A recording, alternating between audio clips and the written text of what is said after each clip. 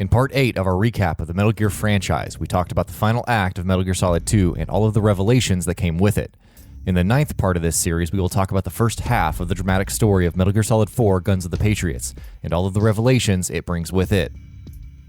5 years have passed since the fateful events of the Big Shell incident, and the world is in no way a better place than it was back then. In a nutshell, everything has gone to shit. The world has slipped into a state of total war, so much so that the global economy is now almost completely reliant on these bloody conflicts.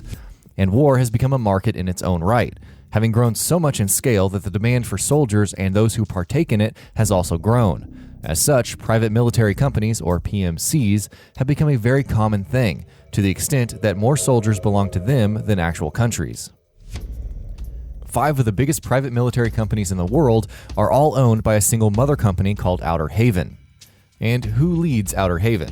No points for guessing, it's Liquid Ocelot, who is Revolver Ocelot only in flesh, but his mind and will is controlled by the persona of Liquid Snake.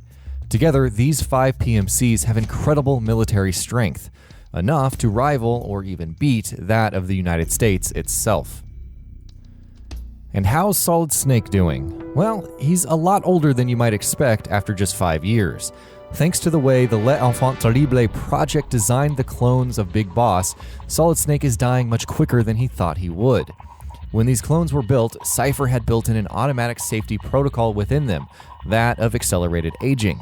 As such, Solid Snake, now aptly known as Old Snake, is in his twilight years, and he has approximately just 1 more year to live. With that in mind, you'd think people would want him to live out the remainder of his life peacefully, but that, obviously, is not the case. Hal Otacon Emmerich finds Snake visiting the grave of Big Boss as Metal Gear Solid 4 begins. Otacon, who has been living with Olga's daughter, Sunny, and acting as a surrogate father to her for all of these years, tells Snake that Roy Campbell, now working for the United Nations Security Council, is waiting for Snake. Unsurprisingly, he has another mission for him. Liquid Ocelot, according to reports, is currently somewhere in the Middle East. Snake's proposed mission is simple: find him and kill him. At this point, Liquid has basically become a global terrorist, and he single-handedly leads the largest army in the entire world. Why then is the international community unwilling to act themselves? Why does this mission fall to Snake once again? Well, Liquid is the owner of the single largest group of PMCs, meaning he's a huge part of the global war business. And seeing as the war business now serves as the foundation for the entire planet's global economy, the international authorities and everyone else are obviously unwilling to take him out. Doing so would prove catastrophic, they feel. Snake and Campbell, however, both know that doing nothing could be even worse. Quite unsurprisingly, Snake agrees to take on this mission. His first mission is to get in touch with a unit called Rat Patrol Team 1. Almost as soon as Snake is inserted into a battlefield in the Middle East along with Metal Gear Mark II, a small support robot that always tags along with Snake, he comes across someone very interesting, a weapons launderer who goes by the name Drebin 893. What makes him so special? Well, you see, every weapon is now ID tagged, so Snake just can't use any weapon as he likes. This ID system interacts with the nanomachines within the soldier's body, which allows them to use these weapons. However, Snake is carrying an older strain of nanomachines. Drebin is part of a weapons launderer group known as Drebin that sells ID-less guns so that they can be used by anyone. Drebin tells Snake that he will assist him on his mission by providing him weapons, and then injects new, up-to-date nanomachines into him so that he can now properly use the new weapons Drebin provides him with. Keep this point in mind as we are going to revisit this scene in the future. With that out of the way, Snake moves forward through the war-torn Middle East, to a place where he is supposed to meet up with some new informants. When he gets there, he meets someone he hasn't seen in a long time, Meryl Silverberg, who is now leading her own CID unit called Rat Patrol Team 1, which also consists of Ed, Jonathan, and Akiba.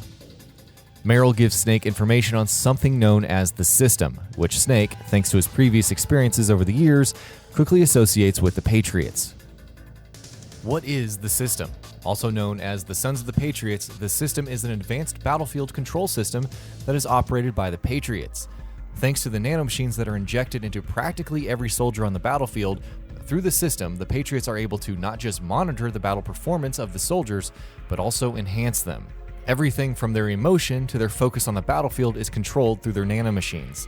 In addition to that, the system also has complete control over almost every weapon out in the field. since weapons mostly respond to nanomachines and specific biometric IDs to be able to fire. In this way, the Patriots have complete control over almost all soldiers and weapons in the world. The SOTP system was basically the result of the S3 plan that the Patriots used during the events of Metal Gear Solid 2. When Meryl asks Snake what he's doing out here in the Middle East, he tells her that he is simply here on a recon mission. However, when he mentions the fact that he has been sent here by Roy Campbell, Meryl quickly loses her temper. You see, while we were previously been led to believe that Meryl was Colonel Campbell's niece, she is actually his daughter. Meryl, however, fell out with her father over the years, mostly due to the fact that he ended up marrying a woman who was almost as young as Meryl herself. Who that woman is something we will reveal later. However, before they move ahead, they are attacked by Haven troopers, also known as Frogs or Frog soldiers, who are Outer Haven's elite soldiers. Snake and company takes them out and moves ahead. As he is traveling through the battlefield, he witnesses an entire militia unit getting wiped out by a team of what can only be described as monstrosities. This is the Beauty and the Beast unit. The Beauty and the Beast unit, or the BB Corps, is a group of 4 female super soldiers in service to Liquid Ocelot. All 4 of them are suffering from intense post-traumatic stress disorder, and are similar in name and abilities to the old Foxhound agents: Crying Wolf, Raging Raven, Laughing Octopus, and their leader, Screaming Mantis. Soon, Snake reaches the locations where Liquid is residing. However, as soon as Snake reaches the location, Liquid walks into the area, accompanied by another old acquaintance of Snake's, Naomi Hunter. Liquid whispers 2 words into his radio: "Activate it," and everything goes to hell. Every single soldier in the area, with the exception of Rat Patrol member Johnny Sasaki, starts convulsing and falls to the ground, foaming at the mouth, all affected by outbursts of emotion such as screaming, weeping, or laughing. Snake is also affected, but not to the extent as all of the other soldiers in the vicinity. Naomi and Liquid soon depart the area, and Snake is dragged to safety by Johnny. When Snake regains consciousness, he finds himself aboard the Nomad, a giant aircraft that serves as home for Otacon and Sunny while also serving as mission control for them and Snake. As soon as Snake wakes up, Otacon tells him that they've received a video message from Naomi. In the message, Naomi informs him that Liquid Ocelot has been forcing her to cooperate with him, and that the system, or SOP, is derived from the model of Foxdie, which Naomi developed herself. Sunny is able to trace where the message originated, and it turns out that Liquid Ocelot and Naomi are both in South America. A message from the Colonel confirms this as well. Wasting no more time, Snake quickly makes way for South America. As Snake lands at his destination, he and the Colonel have a talk about the SOP and Liquid's motivations. The total control that the SOP imposes on the battlefield is something that is in line with the Patriots' plan of global information control. This leads Snake and the Colonel to the conclusion that Liquid aims to destroy the system. Snake wonders if that would be such a bad thing, but when Colonel Campbell points out that the system is the only thing that allows relative peace to occur, letting it be destroyed would be catastrophic for the world, which is why Liquid needs to be stopped.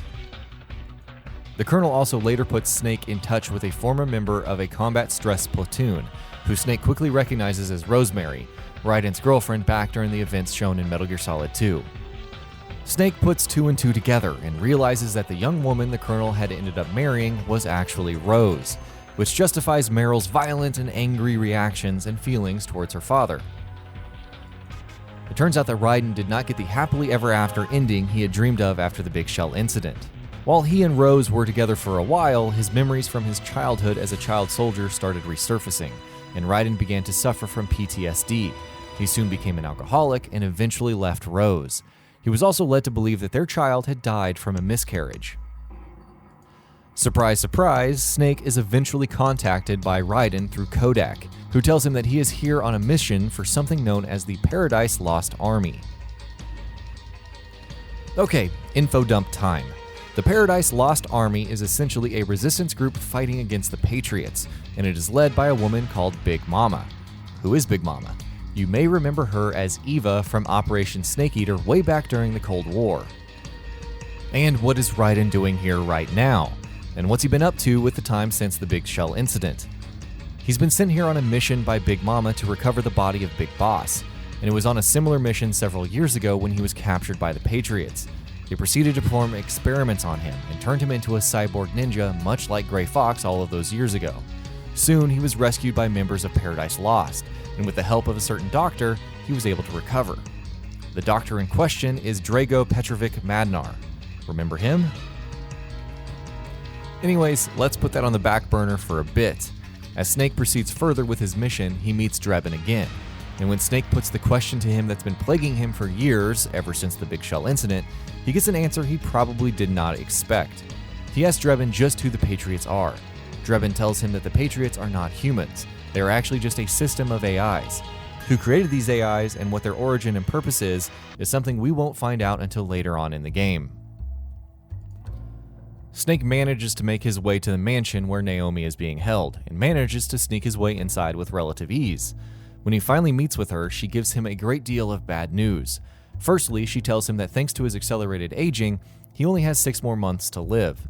Next, she reveals to him that in the years since Metal Gear Solid 1, the Foxdie virus has been incubating and mutating inside of him. Since there are no more people to target for the virus, within 3 months, it will begin targeting and killing people at random, basically making Snake a ticking time bomb. Snake asks what will happen to this mutated strain if he were to die, and Naomi tells him that in such an event, Foxdie would die within him. When she conducts a medical examination on him, she tells Snake that she has also detected another new strain of Foxdie inside of him, one that was recently injected into him. Snake immediately connects the dots and realizes that it must have been Drebin who did so when he injected him with more nanomachines. Naomi then explains to Snake just what it is that Liquid Ocelot is planning. His original plan was, of course, to completely remove the system. What he did in the Middle East was sort of a test run. However, when the control of the system was lifted from the soldiers, the sudden freedom was too much for their minds to handle, and they became overcome with all of the emotions that the nanomachines had been suppressing for so long. Seeing that there was no way he could ever possibly completely remove the system, Liquid decided that he would instead take over it and replace the Patriots. To do that, Naomi tells Snake he needs the DNA of Big Boss, whose cells, as it turned out, have been kept alive and the body has been preserved by the Patriots. Just why is something we will explain later on, but keeping in mind how his DNA was the key to curing Foxdie back during the Shadow Moses incident, you can probably guess why.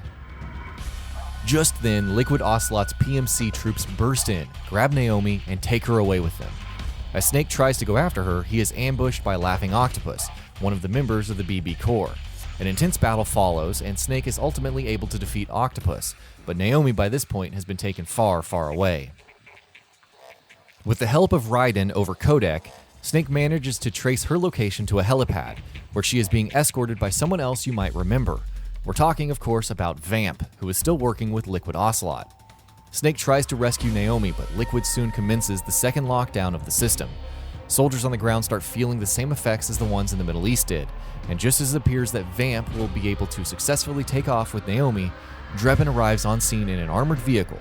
Snake and Naomi manage to jump into the vehicle, and Drebin drives away even as Vamp and his forces give chase.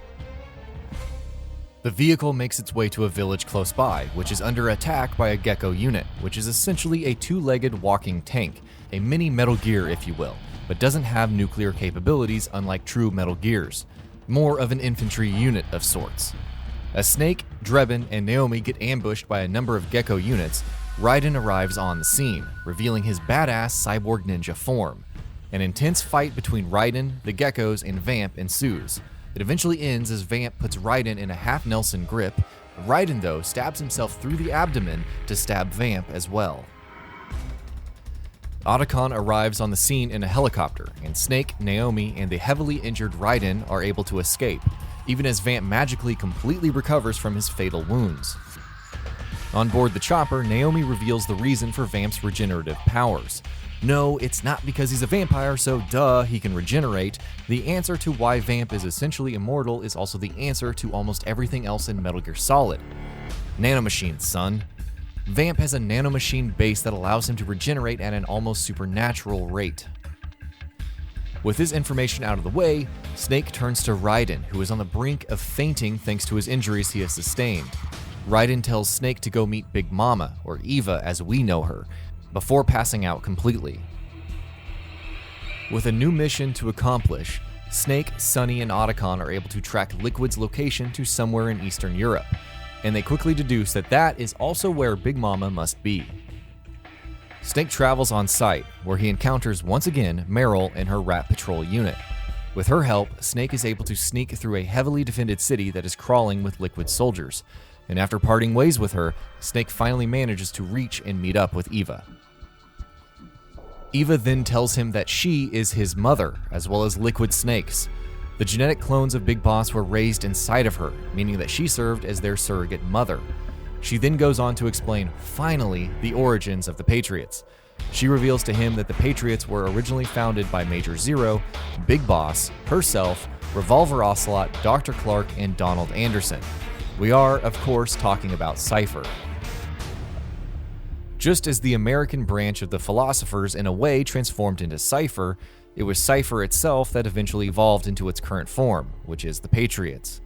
How they eventually turned into a system of AIs is something we will get to later on. Eva then goes on to explain to Snake just how there was eventually an inner rift within Cypher, referring to, of course, Big Boss's disagreements with Major Zero over the interpretation of the boss's will, the L'Enfant Terrible project, and other things which we have spoken about at great length in previous parts of this series. Eva tells Snake that after the Patriots were divided in two, the Big Boss waged open war against them during the incidents in Outer Heaven and Zanzibar Land in the 1990s, while Ocelot and herself conducted covert strikes against them when they orchestrated the deaths of Dr. Clark, aka Paramedic, and Donald Anderson, aka Sigint. She also tells him that the remains of Big Boss are much more than just a brain-dead body of living cells. As it turns out, his consciousness has been locked away, and he has been kept alive through extensive life support in a biomart, as well as, you guessed it, nanomachines. She shows him the biomart containing the preserved body of Big Boss, which has been loaded into the back of a van ready for extraction from the site. As the van leaves the base of Paradise Lost along with an escort, it is ambushed by a number of Geckos and the flying Raging Raven unit. An enthralling chase sequence ensues as Eva and Snake race through the city streets on a bike while trying to protect the van. However, they are attacked by Raging Raven, another member of the BB Corps. In this attack, their van crashes, and while Snake avoids any major injuries, Eva is impaled by a spike, similar to Metal Gear Solid 3. Snake engages in a tough battle with Raven, and once he manages to take her out, he helps free Eva from the protruding spike.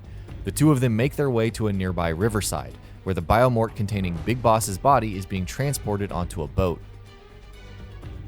When Snake gets there, he sees that Liquid Ocelot is there as well, accompanied by Vamp and Naomi, who, as it turns out, had apparently been double-crossing Snake and Otacon. Liquid and Snake engage in a one-on-one battle of CQC, with the latter besting the former. In the process of fighting with Snake, Liquid reveals that he has complete control of GWAI, something that Snake thought he had destroyed in Metal Gear Solid 2. Before he can escape with Big Boss's body, Meryl arrives on the scene, and she is not alone. With her, she brings a veritable force consisting of not just her Rat Patrol members, but also a number of United States Marines, complete with armored vehicles, gunboats, and choppers. It all turns out to be for nothing. Having access to the reconstructed GWAI, similar to the one constructed by Emma Emmerich during the Big Shell incident, as well as the biometric data from Big Boss from the Biomart, Liquid now has access to the system, allowing him to disable every single piece of weaponry and all of the vehicles in possession of Rat Patrol, the Marines, and all of the soldiers surrounding him. The system, he proclaims, is mine, and all hell breaks loose. Not only are Liquid's enemies unable to fire at him, but they also start experiencing emotional outbursts similar to the one Snake has already witnessed. Completely defenseless, Liquid Ocelot's own troops gun down all of the soldiers surrounding them. It is an absolute massacre, one that could only have happened as a result of complete victory for Liquid, which is exactly what this is. To make matters worse, Vamp tosses the biomort containing Big Boss's body into the flames, and Eva jumps into the fire herself to protect Big Boss's body. Snake attempts to pull her away, eventually getting her out of the fire, but half of his face gets burnt to a crisp in the process. As if this massacre and all of this chaos isn't enough, as if everything that's happened here isn't enough of a shit show, Eva dies in the arms of Solid Snake, her son. On the Rat Patrol side of things, Johnny manages to survive, and he is able to save Meryl from drowning. Snake shouts to Otacon in complete agony as the Mark II jumps into the ship carrying Liquid and company. And that's it for part 9. When we return for the 10th part in this series, we will take a look at how Snake and company recover from the chaotic events that culminate in Liquid gaining control over the system, and how the conflict between the two finally comes to a head and dramatically concludes.